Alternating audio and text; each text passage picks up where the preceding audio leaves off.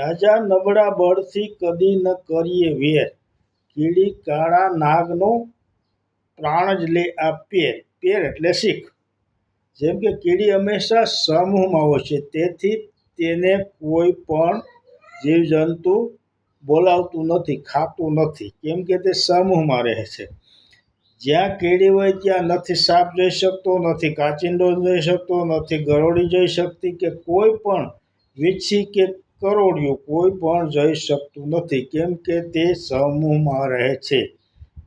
તેથી આ કીડી ઉપરથી આપણને એમ લાગે છે કે આપણે પણ સમૂહમાં રહીએ તો સેફ રહીએ.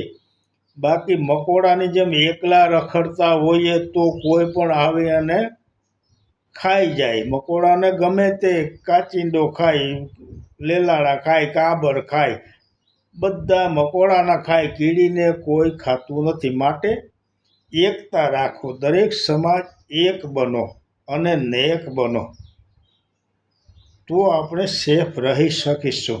જય માતાજી.